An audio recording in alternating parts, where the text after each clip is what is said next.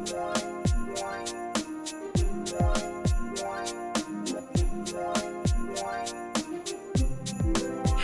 y'all, it's me, Mika, aka Curly Monroe here. Oh, there you go, Curly Monroe. You need to go downstairs right now.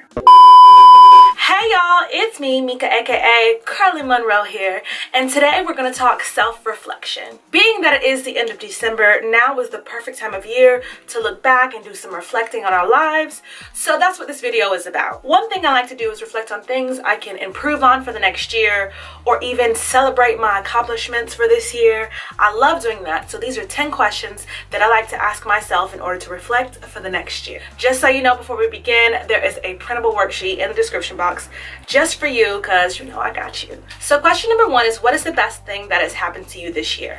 I love to start the list off with a positive vibe. Thinking back on the best thing that happened to you this year will bring your energy up, get your flow going, and make this list a lot easier to accomplish if you start off thinking the positives. Sometimes in life we tend to focus on the negative, so why not start focusing on the positives? I am most proud of myself for. We tend to be our worst critic, so why not celebrate, even if it's something so small, but celebrate all your accomplishments that you've done this year. What you're most proud of yourself for. What was your single biggest time waster in your life this past year? I like to ask this question so that I can look at what I'm doing wrong and change my time to use it more wisely. I don't want to waste time. Life is short. We should make the most of it. If you want to learn a language, learn it. If you want to learn computer design, if you want to learn video editing skills, all that good stuff, take the time to find out the things that you've wasted your time doing this year and what you can do next year to get your goals accomplished. Who were your most valuable relationships with this year? I think we should make more of an effort each year to be thankful for the people that are in our lives that make our lives wonderful. We should also let them know. I think that's the best thing to do. Write down a list of the most valuable people in your life this year. Send them a text. It doesn't have to be a phone call, and let them know that you're thinking of them and you're thankful that they're in your life. What was the most challenging thing that happened to you this past year? Now, this question can be a little tough to answer.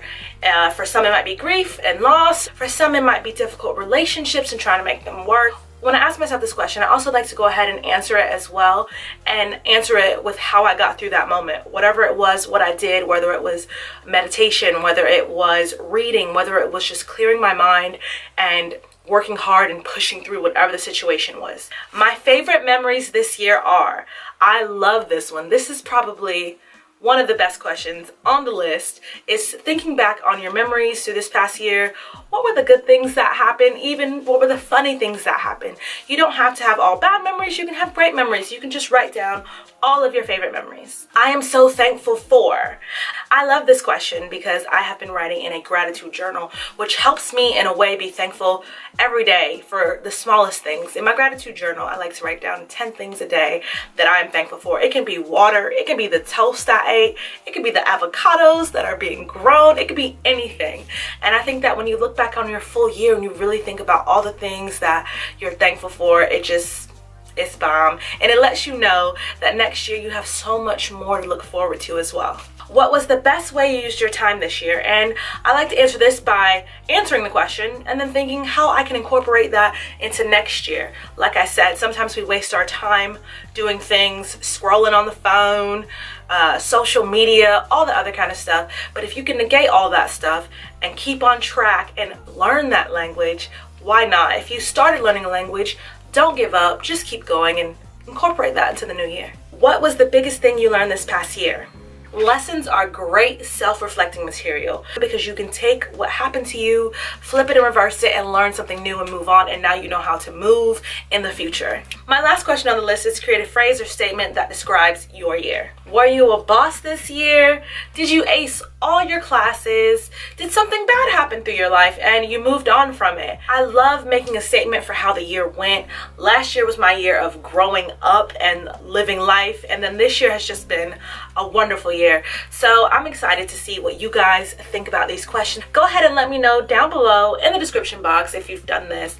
Another thing that I like to do is either on a girls' night, maybe cut these questions up, put it in a red cup, and share with their friends and family, get their input on best things that happen in their life and what they can improve on and what we can all work towards doing in the following year. I hope 2018 is fabulous for you all. Thank you so much for watching. This will probably be my last video of the year. How crazy.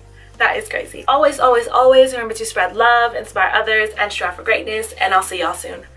Bye.